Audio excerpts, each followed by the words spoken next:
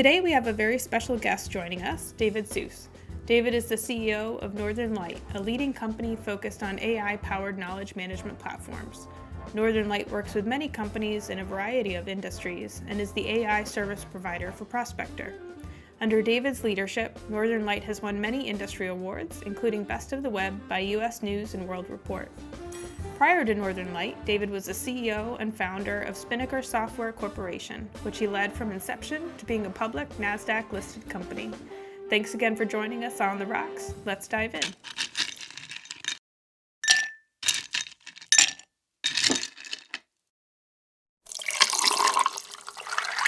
I'm excited to have David Seuss from Northern Light, who I like to refer to as the godfather of Prospector. So, of course, we're honored to have him as our first guest. And David is with Northern Light. And David, I wonder if you'd introduce Northern Light and yourself a little bit. Sure. So Northern Light is a software company based in Boston.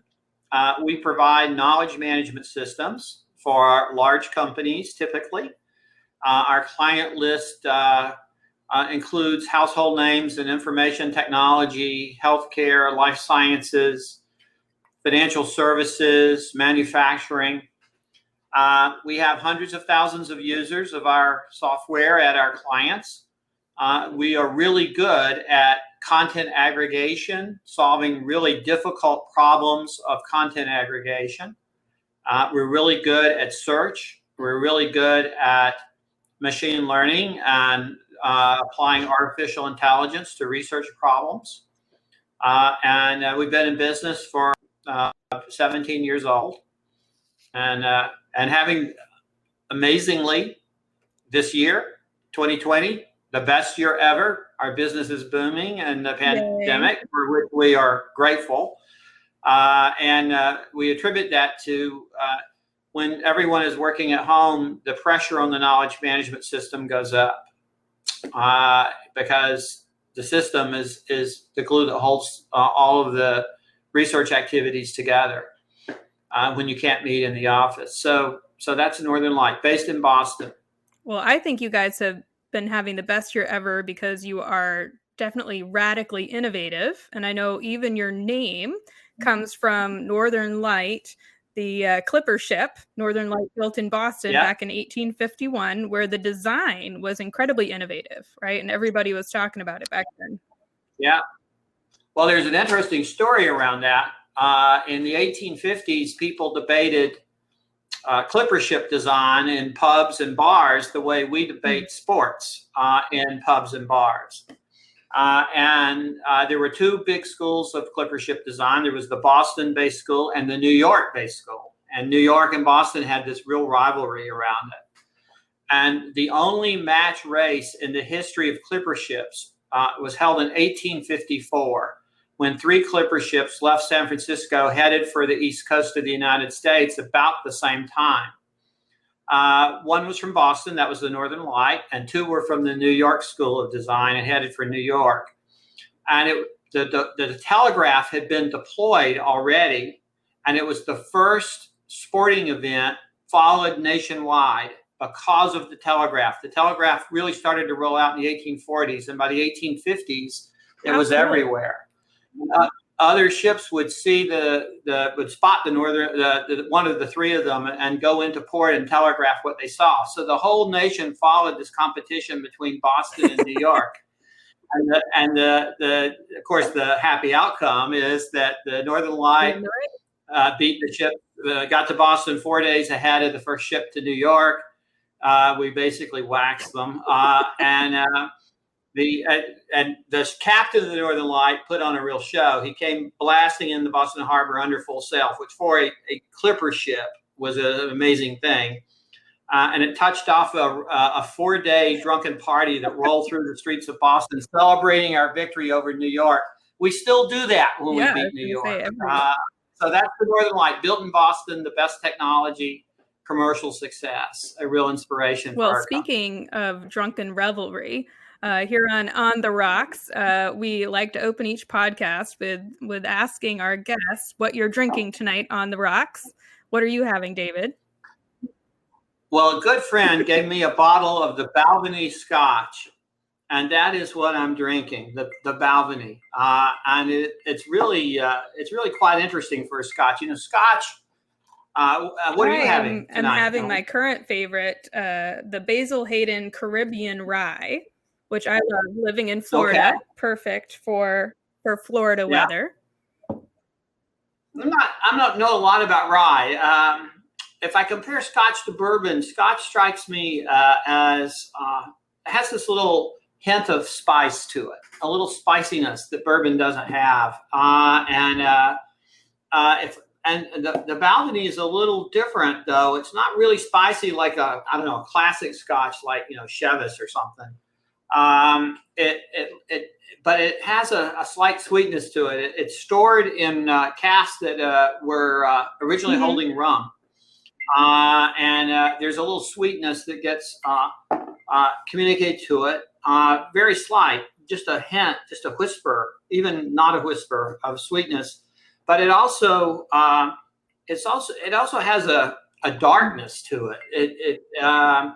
Which I would call like caramel. It's almost like an unsweetened caramel foundation, and it lasts on the back of your mouth forever. You take a sip, and you can enjoy it for quite a while. The aftertaste is delicious. That's what I love about this one. It's finished with rum, so much like your Caribbean Scotch almost. Yeah, it's finished with rum, and that's actually kind of how I got into drinking bourbon.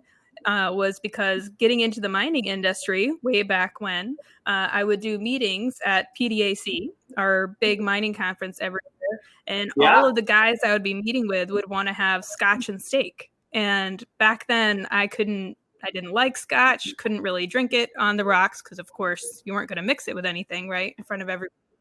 No, that'd be terrible. So a colleague of mine, a mentor, said, "Hey, you should try bourbon because I bet if you want something just a little sweeter and a little smoother, try that." And that's what got me hooked. So I'm a bourbon girl through and through, except when I'm traveling with people who like really expensive scotch, and then I'm happy to drink on their time.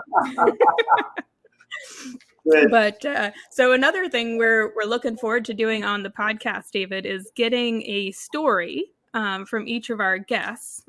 Typically, we'll be asking about, the craziest place you've ever worked in mining or a funny story out in the field. Now, you're coming from the technology space, and I know mining is relatively new to you. So what kind of on the rocks adventure story do you have? Well, I would like to tell you about the first time I went rock climbing. So that's on a rock, so literally. So I am afraid of heights. I'm terrified of heights. And Priscilla and I, my wife Priscilla and I, went to Australia. We went to this wonderful, beautiful place west of Sydney called the Escarpment. And it's in the Blue Mountains, and it's where the Blue Mountains Inn, which are very cool and green, and the vast interior desert of Australia starts. And it's a 1,500-foot sheer drop, and it's a big tourist attraction. So you get little kids hanging over from their father's shoulders, looking down 1,500 feet, and there's this walkway that goes along the edge that's very exposed. Priscilla and I tried to do the walk, and my legs stopped working because of my fear of heights. And at one point, she said I couldn't get up to the edge, and the little kids were scaring me to death as they were peering over the edge. And at one point, Priscilla went ahead, and she came back. She said, "You can't do this walk." And we went back to the car. So we came back to the U.S., and I said, "This is stupid to be afraid of heights. This is a tourist attraction, and I couldn't do it." And so she went off for a weekend to see relatives. And I said, "I'm going to go rock climbing and get over my fear of heights." So I called up a rock climbing school in New Hampshire, drove up there, met with my climbing instructor, who I later learned was a retired U.S. Air Force fighter pilot. Think of a guy who flies 100 feet off the ground in an inverted position while fighting with enemies. That's the guy I got. You're lucky. Nerves of steel type guy. So he spends an hour or two with me, and I learned how to put on the gear, and I learned how to attach to the mountain and how to keep him on belay, which is important for his safety. And then he says, "Great, you're ready." He says, "You want to do the 800-foot cliff or the 1,200-foot cliff?" I was hoping for. And I said, "I want to do the 25-foot cliff." And he laughs and he says, "Come with me." And so we go marching off through the woods. And at some point, I notice it's getting sort of light off to my right on the trail, like there are no trees there. And then we emerge at the 400-foot level of an 800-foot cliff, and it is straight down, and there is 12 inches of ledge. And we're on the rock. We're on the Cathedral Ledge in New Hampshire, if you know where that is. Mm-hmm. Cathedral Ledge is a big area. People, you can drive to the top of it, which is actually part of the story. And you can see it from everywhere because it's 800 feet straight. And I'm dying. I couldn't talk. I go, and which meant take me back to the car. And he thought, man, I'm ready to go. So he said, great. He hooks me into the mountain, and I'm like trying to stop him. He thinks I'm trying to help up the mountain, and there's nothing I can do except hold him on belay. So at that point, I say, okay, I'm going to do it. One pitch, 75 feet. So I scramble up, and I look down at one point. Between my feet, I can see over 400 feet straight down. Nothing, just between my feet, 400 feet straight down. I shook for 4 hours. I trembled. Do you know how tired you get when you shake for 4 hours? Every muscle is just, It's crazy. And we inch our way up, and we start to get near the top. And it rounds off just a little bit, and there's something beneath me, and I can sort of breathe again. And there are people there who are watching us. Oh no! And because they can drive to the top, and there's a viewing area, and all these people are watching us climb. They can't. So now there's an audience, and some of them are attractive young women, and then show off for attractive young women. We start doing it at 13. Never. I'll probably be doing it when I'm 93. We show off.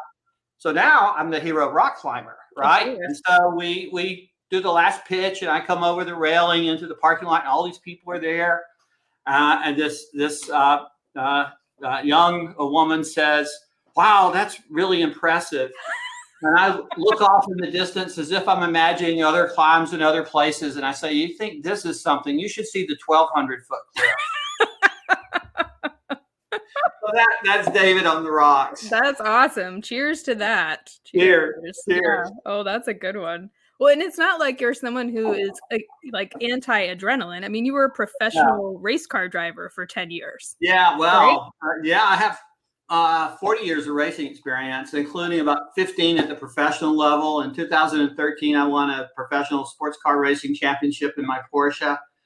I've done 150 dives in the Caribbean. I used to fly gliders. So the question is, did you ever go rock climbing again? Once you conquered it? So I got hooked on it, and a very strange thing happened to my fear of heights. So when I am doing rock climbing with gear and a good person on the other end of the rope that I trust and all that, but you got to trust the gear. You really do. You have to trust your mastery of the gear. And the great thing about rock climbing is how small it is. You're thinking about, okay, I'm going to move my hand from here to there. Yeah. And that is your focus, is this motion, and then I'm going to move my foot 3 inches up to here. And it's very relaxing for that reason. Yeah. It really, everything. So, and I got Priscilla interested in it. She was a natural. And so we did a lot of climbing after that. And when I'm in the gear and on the rock face, I'm not afraid of heights, but I am every other time. Still, it didn't. I can't walk up on a balcony and look over just like before. Yeah. I can't go, to tourist attractions that are high up. I could climb up there. Yeah. But I can't do it unless I'm doing rock climbing. And it's this weird psychological glitch around. I can't explain. Makes no sense. Well, that reminds me a little bit of another on the rock story. When I was running a mining exploration program in Afghanistan, one of the first few sampling missions I went on was in Ghazni province, which is in sort of central eastern Afghanistan, and is a pretty kinetic place, and especially back when I was doing this in like early 2010, I would say. And we were taking samples at a copper gold, likely porphyry deposit. And we were there with a pretty big team of military security and a few geologists.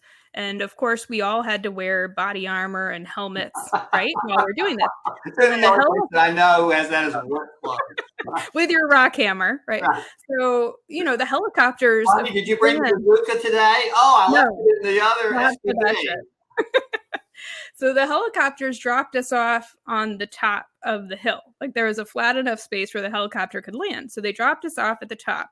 And then we were going down to the kind of gully area, and we were taking samples along this low area. Well, we were only there on the ground for maybe an hour, hour and a half. And the security was getting messages coming in that people had noticed that we were there and we were attracting attention. And they said, look, our time's up. You guys have to take your last few samples and the helicopters are going to come back. So here I am at the back of this, what looked like a hill from the top, but looking up looked more like a mountain, right?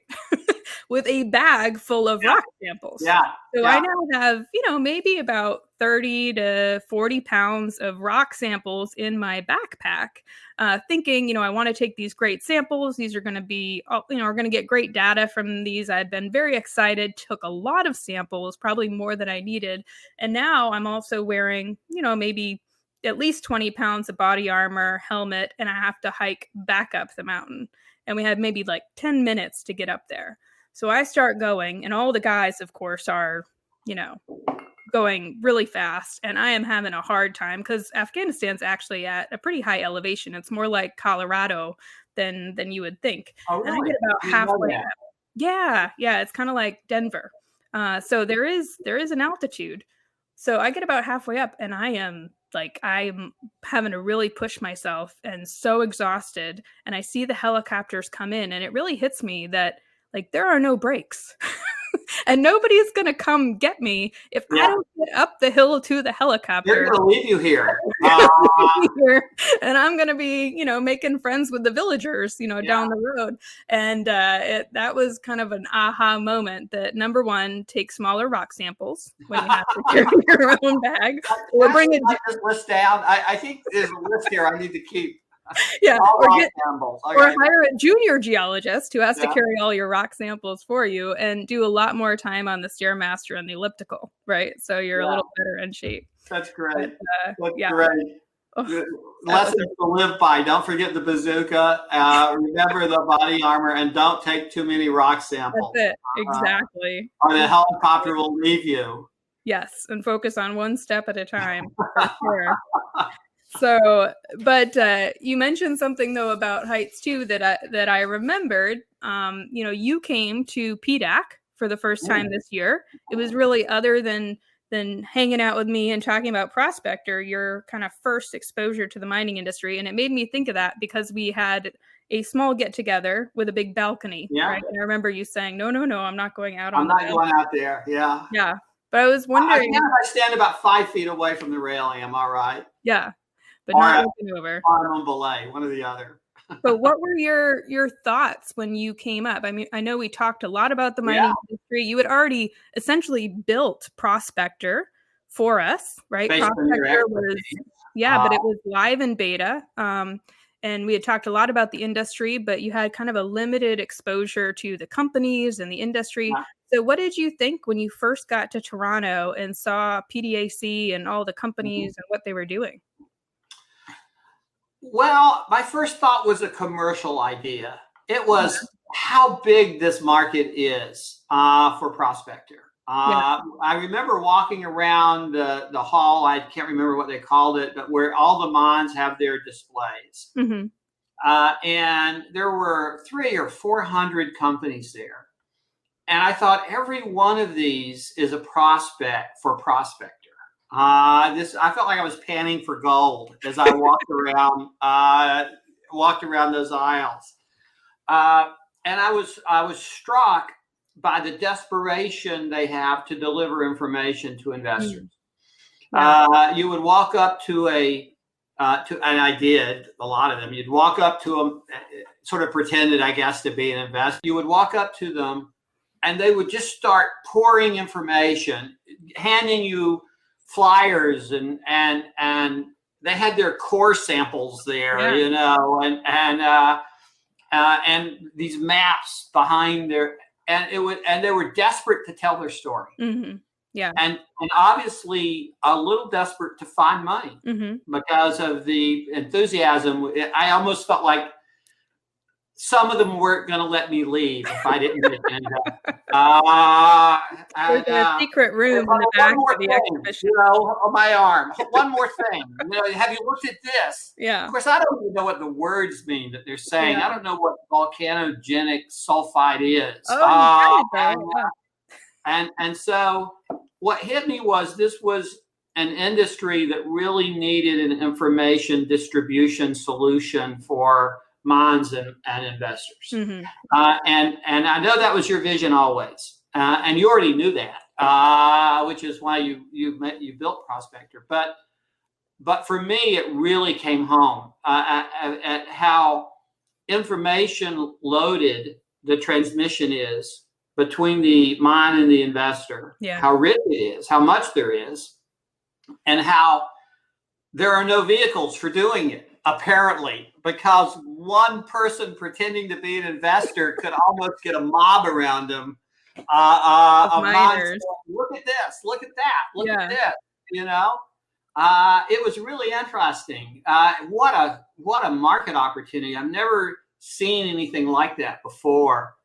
And I know, you know, I sort of knew about it intellectually from you, which is that billions of dollars change hands every year in the mining investment area. And it often happens around 43-101 reports. Yeah. But to actually see it in real life and hundreds of people trying to get my attention, which is a measure of their desperation to find investors. You're also, I mean, you're this connection up. But you're also a very sophisticated businessman. I mean, you ran a NASDAQ listed company from inception to running it on the NASDAQ. You've been in all kinds of different fields, from the chemical industry, obviously, to tech. Ran an investment bank, a small one, not an investment bank, a small M&A consulting firm. M&A, Boston Consulting Group. So for you, when you looked at, you know, the mining industry and compare it in your head to the industries you've worked in, and of course, all of your clients who are doing incredibly innovative, you know, cutting edge work in pharmaceuticals, technology, basically everything you can think of. What do you see other industries doing that the mining industry should really start to adapt or think about doing differently?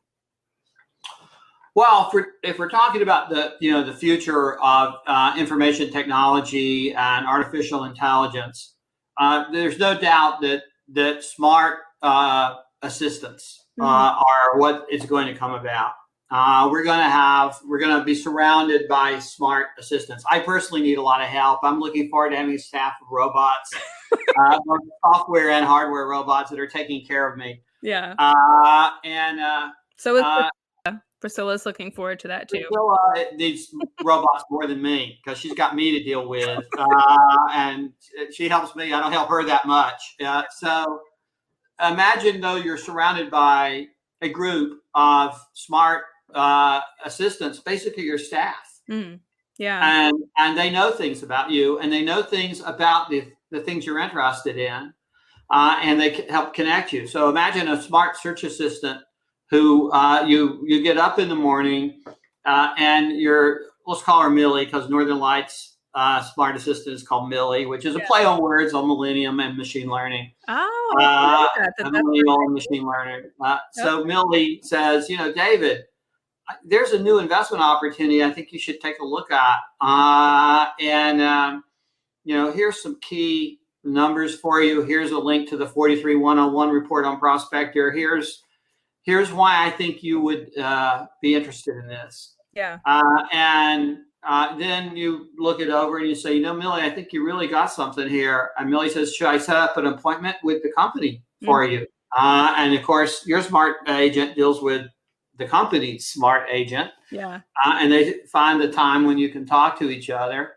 Millie says, the company has some questions for you. What are the kinds of things you want to talk about? And you tell Millie, and Millie tells the agent of the mine, and the mine CEO is now ready for the meeting. And Millie says, they didn't think you were a serious investor. I had to lie a little bit. Is that okay? And I really want a robot that will help me lie better. There you go. Inflate it just enough. If the robot does me, it's going to help me in every way it can. You want a flattering robot. What's going to happen if you think about all the things that have to be there? Most of them are almost ready. Yeah. We have chatbots. We have voice to text. We have Northern Light already, and you can see some of this in Prospector. We're already, building models of users' interests, and the machine is learning more and more about domains of knowledge. It's coming. It's not very far away. And I think the future will be smart search assistants that help us do more every day, accomplish more. Yeah. And maybe do it with less work, which would be nice. And that's where I find it interesting that in the mining industry, AI I know you always say people group a lot of different things into AI, and most of them aren't actually AI except for branding purposes. But a lot of things in the mining industry have focused on predictive analytics for finding new deposits, right? Going through huge amounts of assay data, drilling data, and then you have autonomous vehicles and that type of technology at the operating mines. But what we really found interesting was there is very little technology application in this way for investor data, right? Yeah. At the user level, the really technical geology guy on the ground or guy running the mine or gal, but not so much on the investor side, which I know you said was very different from the pharmaceutical industry, the technology industry, where you can really use that technology to comb through huge amounts of data, it makes it faster and it lowers the risk to the investor, right? And we hope with Prospector will allow non-traditional mining investors to jump in and bring their capital into the mining industry to help build new mines. I think mining industry investors have one problem that's unique to the mining industry, and that is the overwhelming size of the documents that they have to work with. Yeah. 43101 reports average 500 pages. They're as long as 1,000 pages. I haven't seen one yet that's less than 250. They are extremely rich in terms of their tables and graphs and images. Traditional search doesn't work well in that environment. With traditional search, somebody enters a search term and they get a list of documents as the response. Well, when the document's 1,000 pages long, that's not very helpful. Doesn't help just to get to the document. It doesn't. You've got to be able to drill down to the page that has the search terms. You've got to be able to find the table or the figure that is most meaningful. And so it was a really hard search problem. It's one of the hardest ones that we have addressed. And I think that the solution that with your guidance Northern Light came up with is really addresses the difficulty of working with this and makes for a very powerful way for investors to consume that information. I'll give you a little piece of data. It takes us about 15 minutes to process an SEC 10K. Okay. It takes us 5.5 hours of computing time, CPU time, to process a 43101 report. Isn't that crazy? 5.5 hours of a enterprise class 16 core, 16 CPU, quad core, $40,000 server. Your servers are saying, who are these crazy mining people? Why? 5.5 hours, because we treat every page of that 1,000-page report as an individual document. We treat every section 14, section 5 as an individual document. We treat every table and figure as an individual document. So when we process one of these reports, we don't process one document, we process 1,050. Yeah. a really big task, and that really speaks to the problem. It's the CPU calculation I do says how hard this is to work with unless you have Prospector. Well, and that's where I know when we first started to talk, how you were amazed that something like this hadn't been done. And for that, I'll circle back to how a Prospector was born. I had returned from PDAC and was walking the floor at PDAC with two colleagues, Jim Culver, who's still a colleague, and Phil Hopwood, who's also a colleague now. We worked together on multiple projects, the three of us. And we were walking the floor of PDAC thinking about what kind of assets would we invest in if we were to be running a private equity fund that focused on mining, which we now do with a company called KWR Capital. And the three of us had slightly different investment profiles. Some of us liked gold or copper or nickel. We liked different geographies because the three of us have worked all over the world. Jim more in, Central and South America. Phil's, got a lot of Australia experience. And I, of course, work in emerging and frontier markets. So I have an affinity for Afghanistan, Uzbekistan, Algeria, slightly different than Jim and Phil's risk profiles. And what we found was in order to compare and contrast the different assets we each liked, we physically had to walk the floor at PDAC, like you and I have talked about, David, and take physical brochures, look at posters, look at core samples. There was no simple website or software where we could put in simple search terms and get back a list of assets that would fit our investment criteria. And I thought, I can't be the only person having this problem. I'm not that creative and I'm not that brilliant. So if I'm trying to compare with my colleagues what I like versus they like, I bet a bunch of other people are too. And I went home from PDAC, 2019, and was up in Ipswich, Massachusetts at a dear friend, Donald Curiali's house. And Bob Nelson, another dear friend who is one of David's coworkers, was there with me. And we were sitting around his kitchen counter. And I was telling Bob, I had this idea, I can't figure out how to solve this problem. I knew that Bob worked in technology in some way, but honestly, I didn't know what Northern Light did. And I was like, yeah, I bet AI would be a good tool, but I'm a geologist. I don't really know much about AI or search or data for that matter, other than geology data. And Bob turned to me and said, that's what we do every day. I said, no, I did not know that, actually. Can you explain it to me? And he really explained to me what Northern Light did and said, hey, write up a short summary and I'll share it with David and our team and see if it's something we can do. And I explained to him at the time that 43101 reports, the industry standard of how you have to report data to list on the Toronto Stock Exchange and TSXV, all follow the same format. You have to address data in these specific sections in the same order for every report, and it's super standardized. And he said, from what you're telling me, this is a perfect fit for AI and natural language processing and search. And after that, I think we all hopped on the phone and you echoed the same message, right? That's it. It's amazing to me how many important things in Massachusetts and the East Coast of the United States happen in Bob's kitchen. Bob's kitchen is this epicenter of activity and intellectual inquiry. So Bob, I didn't know the kitchen part. It was Donald's kitchen. It had to be. Bob and Donald, the kitchens are sort of the same and a very close group of friends. And it wasn't even over bourbon. I think we were having lunch. So, so what you brought to us was an understanding of the use case. Yeah. And that is really the key, is you as an investor and as an advisor to investors and a consultant to investors, you understand the problem. Mm-hmm.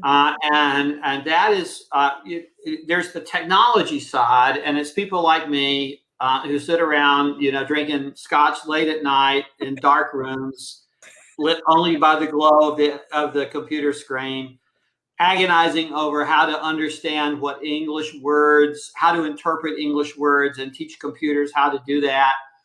and we don't know anything about anything practical. Mm-hmm. And then you walk in and you really actually understand it from the viewpoint of the user.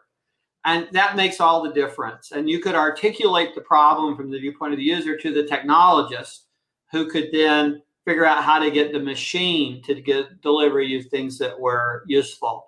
And I think that's why it's such a productive collaboration. Northern Light understands the machine side and the software side, and you understand why it matters and what matters to the users. You know, we often make the analogy to InvestText. InvestText is the definitive collection of equity analyst reports. You know, people at Morgan Stanley writing about why you should buy or sell IBM stock, for example. And they have the only comprehensive collection of all those reports. And you cannot be an investor in stock equities without having access to InvestText. You just can't do it. And I think that your perception was that there was no InvestText for the mining industry. Right. Now there is, which is prospective. But there wasn't before, which is a gigantic gap from the viewpoint of the entire investment community, not having a repository that has powerful search and unique ways of surfacing the content. I mean, you were walking around that show and you knew what the search alternatives were, which was a site I'm not sure we should describe here. The site that shall not be named. Not do that in a public, but you knew that site existed, and you also knew that it could not meet your needs. Right. With the search and filtering capability that it had. And so that really made, when you brought that idea to us and we thought about it and looked at these documents, and I was just astonished by how large they were and how complicated they were, but also how structured they were, which is a good thing from our viewpoint. And that led to the solution, which I think is really powerful. Everybody, when I was there, I was doing demos. I was your software boy. That's right. You would say, software boy. And I would come over and talk to whoever it was you were talking to. Yeah. And I do that with Bob at industry conventions, published industry conventions. Because I don't. Bob the software boy, or are you Bob?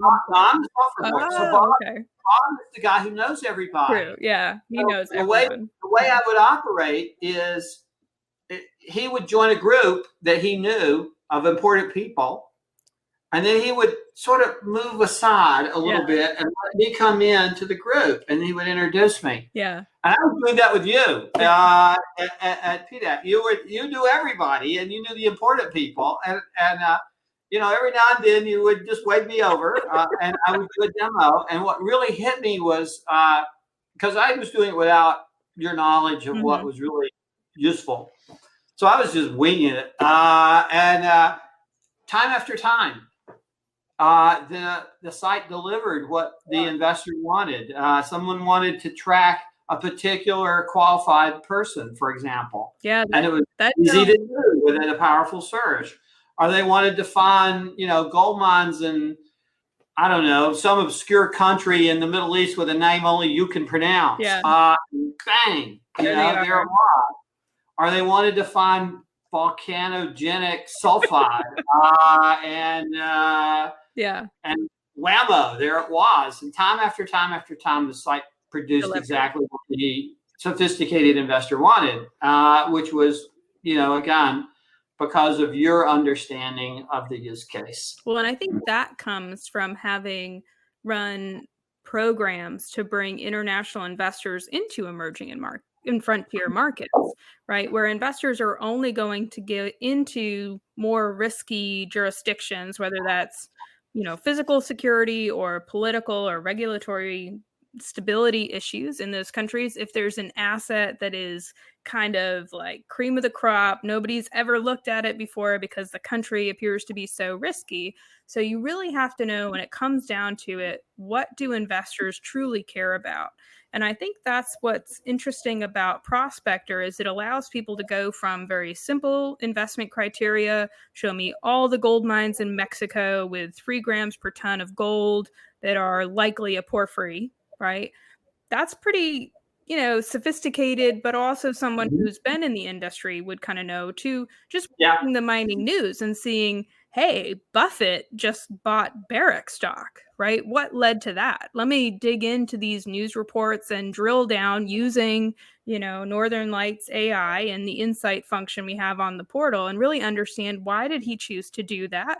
And if he's doing it, what does that mean for me?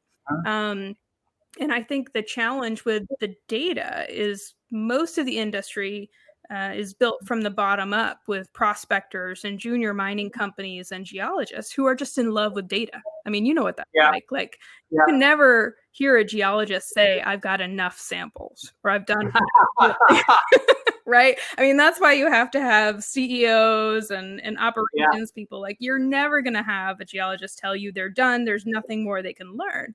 So that's a huge asset if you know how to search that data and interpret it and understand what all that technical information means for that investment. But it can also be so overwhelming. And I find that investors are really interested in the location, right? Show me I'm comfortable with certain countries. I am comfortable with an asset that's gotten to a certain stage. Maybe they only want an asset that has a proven reserve or a different level of resource Yeah. estimate. And I like certain commodities for different reasons. And that's really how we originally started, right? We just want to be able to search by these simple things. Mhm. But you all really built the capability to dig in much, much deeper. I mean, we've seen companies use it to look for tailings pond issues, for preparing for expert witness testimony, for legal cases. I mean, some pretty technical use cases. And Well, see, that's the advantage of full text search. mm, We index every word on every page. We record the location of every word on mhm. every page. We part of speech tag every word, so we know all the nouns, all the verbs, all the prepositions. We parse every sentence in a 1,000-page report, so we know what the noun subjects are, what the verb predicates are, what the objects of the prepositions are. This is all machine learning and processing terminology, and that's why it takes 5.5 hours. Yeah. And for our $40,000 computer to process one of these documents, and because we can't predict how users are going to interact with it. Yeah. The revolution of 1994. What happened? The world changed in 1994. Oh, I The can't first wait. search engine deployed. What It did? was Lycos. It's Uh, called Lycos. If you were a lot older than you, Emily, you would know you would remember Lycos. Your mom probably I'm used not Lycos. going to Maybe date your myself. grandmother. I don't know. But so and it changed everything Mm, because you did not have to predict anymore what the user would be interested in. The full no. text search allowed for an expansion, and the user gives us the use case when they put in search terms. And we don't know what they're going to be in advance ever. Yeah. That was different. 1994 was Mm, this different year. It was almost as important as 2016 when Google open sourced the world's most powerful machine learning algorithms and changed the world again. But that's the power of full text search. Like you say, you're finding people are using it in ways you didn't anticipate. yeah, But absolutely. full text search gives you that, invites the user to make their own use case. Well, I think, that's really why we're very excited about things that we have coming up in the pipeline that I won't talk about too much in detail, but adding in features and the ability to search by things that investors tell us they want to be Yeah, able to filter by, gotta right? do that. They're not. Yeah, so, ESG qualifications, right? When you have values investors or investors that are really interested and passionate about sustainable projects or projects that work closely with local communities and indigenous peoples, or projects that support the green energy revolution, right? Critical minerals for solar and electric cars. So it is fascinating to hear from what I would consider to be non-standard mining investors, technology Yeah, investors that want to look at mining, or values investors or impact investors that want to get into mining. What do those people look for? Because someone right. who's already in the mining industry and has had some proven success is probably going to be pretty technical. They know kind of the types of assets they want. They're familiar with the management teams that run the companies.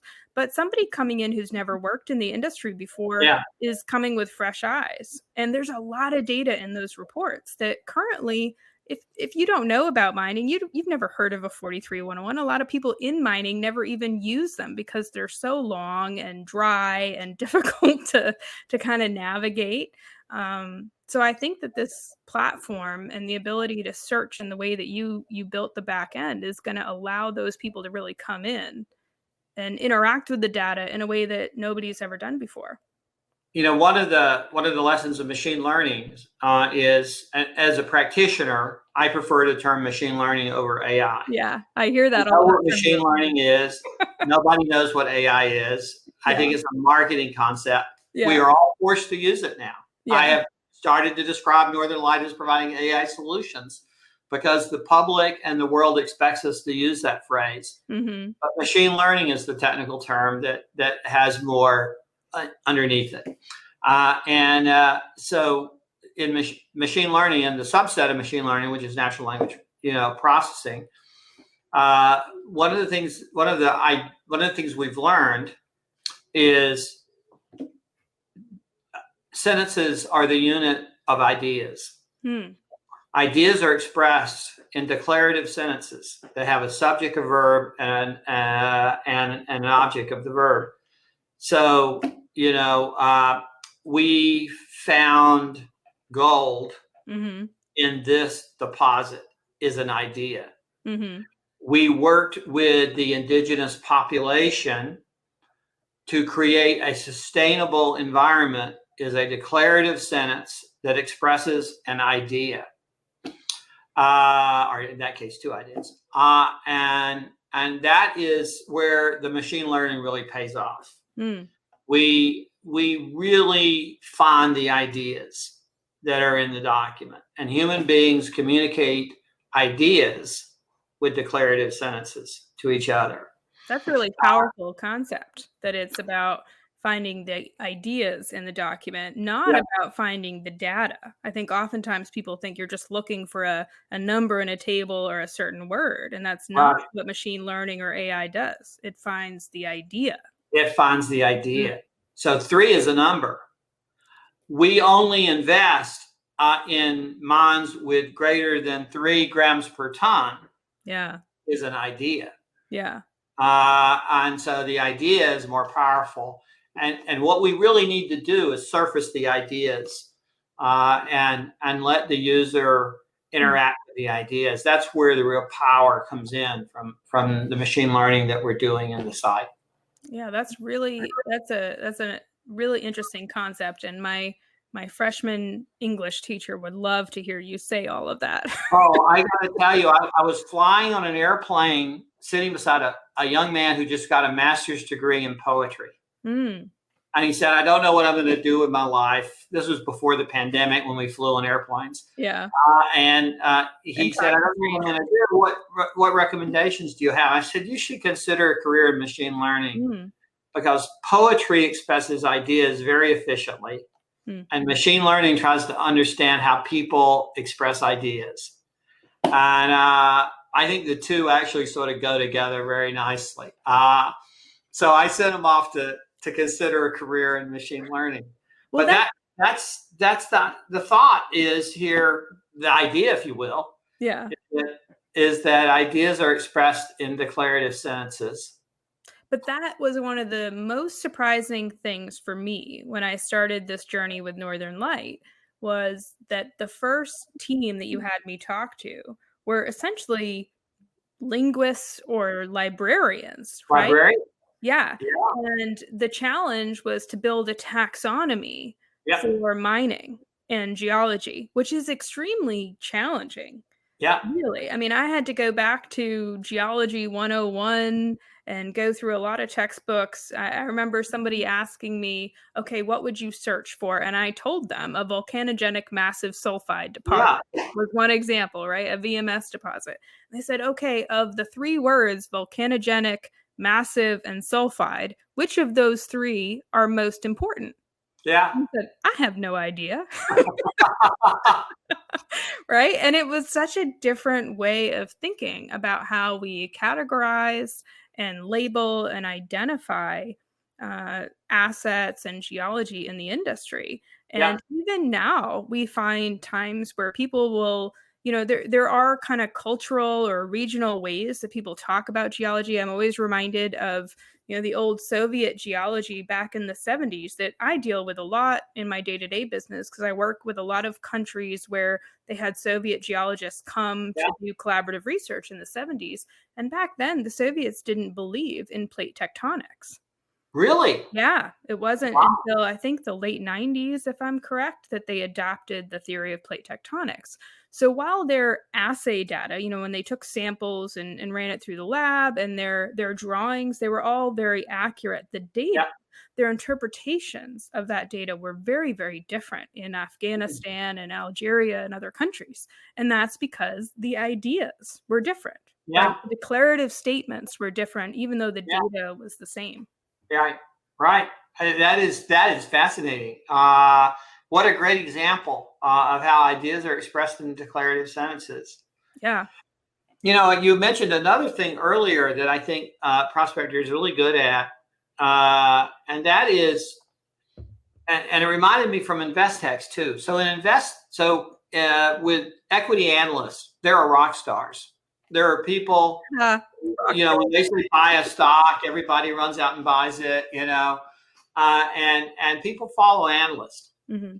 Well, it turns out that in mining, people follow qualified persons. Mm-hmm. And one of the things we have is really good metadata on the qualified persons. Yeah. I know that at PDAC, I met some investors who were really only interested in the reports that were written by a particular person. Right. They trust their judgment. That's another very interesting use case. Mm-hmm. And if the person's name is Michael Gold, you're in trouble. If you search up Gold, but if you've tagged it right and you have that metadata in the index, you're going to find all the reports that Michael Gold has written.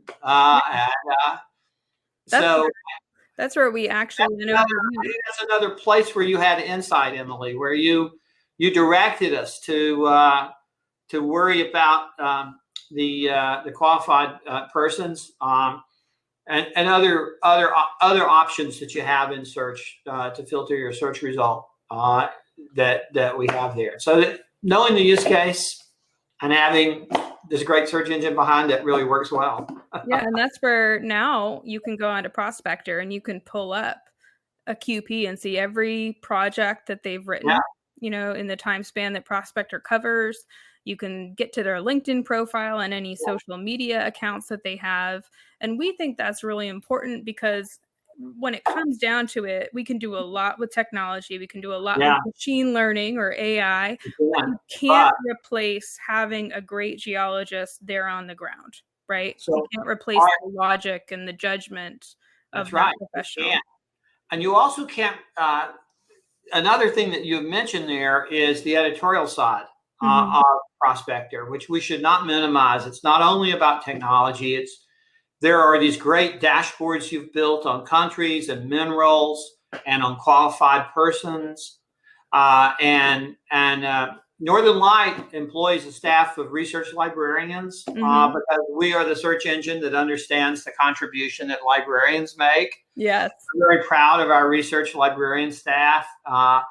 And I know they got you started on the dashboards, but then you took it over with your own staff, and you guys have built out really great dashboards that use the content and use the search to surface a browse the content editorial side.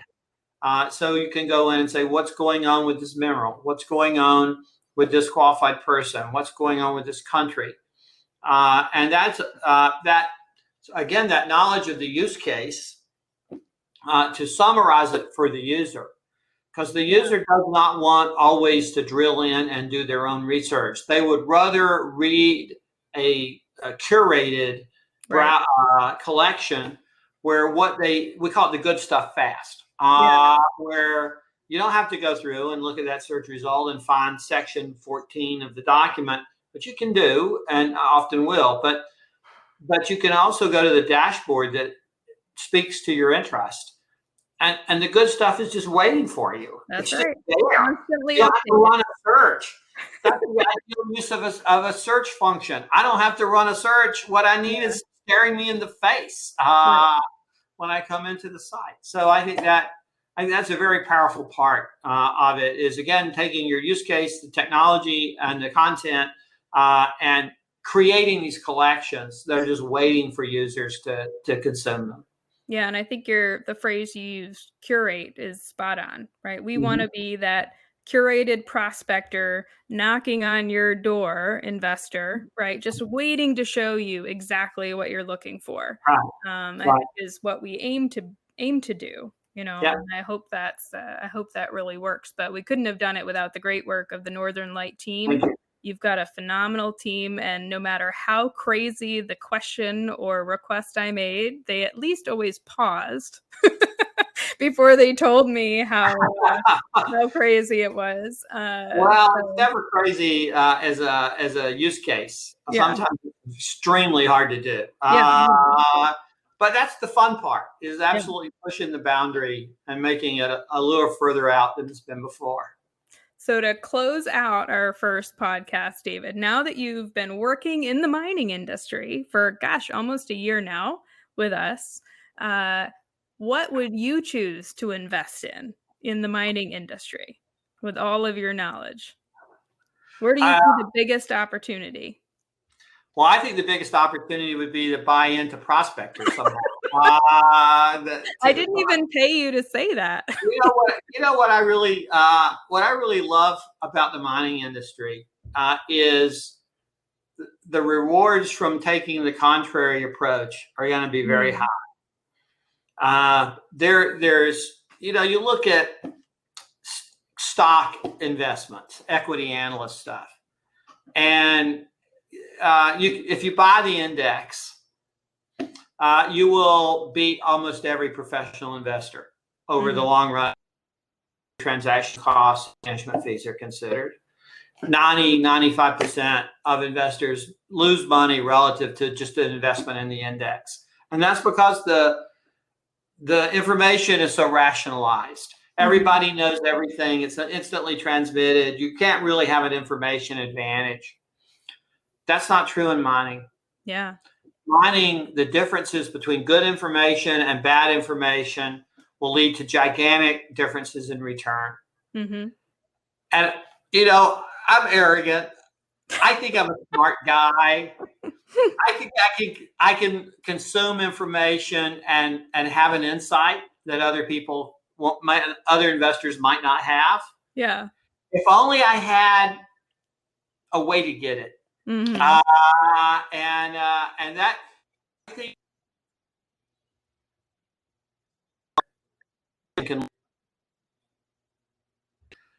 and that information has not been available until Prospector. I really do think that. I once had when I was a management consultant at the Boston Consulting Group, I was supposed to figure out commodity investing for a client. And so I went around and I talked to all these people who had really made a lot of money. And I talked to the guy who founded the cocoa exchange in New York and had become very wealthy. And I said, "How did you do it?" He said, "It's really simple. I can't remember the exact year. This is going to be approximate." He said, "But in 1924, I had the only teletype machine in New York City. And I knew the price of cocoa a day before anybody else did. And that's how I did it." And he said, by 1926, everybody had one. And I haven't made an investment in cocoa since. So I feel like we're sort of there, Yeah. Now there's a way to have better information. And while that exists, whatever leverage it, the time right? is, we're going to be the investors are going to be able to make more money than other investors who don't use the information and resource that you have created. Yeah, that we have. So cheers to that. Cheers to Cheers. creating something new. And have you, with that cheers, have you finished your scotch? That's the other test. You have to have finished your cocktail, your On the Rocks cocktail, by the time we finish the podcast. All right. Clink, clink, clink. My attitude is still there. I might have another one. Well, with that, David, thank you so much for being on our podcast On the Rocks. It's been so much fun, as has the whole journey of building Prospector. Again, I really think of you as calling you the godfather of Prospector, maybe a little bit of the fairy godmother too, sprinkling all of your knowledge and advice, but really, really appreciate it. And it'll be fun to see what our listeners think of all of our stories and information. Look forward to hearing it myself. All right. Thanks so much. Bye-bye. Thank you to our guest and my good friend David Seuss for joining us on this episode of On the Rocks. To learn more about David and Northern Light, visit northernlight.com, check them out on LinkedIn at Northern Light Single Point LLC, and Twitter at Northern Light. For more about Prospector, go to prospectorportal.com or check us out on Instagram at ProspectorAI and LinkedIn at Prospector Portal. Thanks for joining us on The Rocks. Until next time, keep your glasses full and your ice cold. Cheers!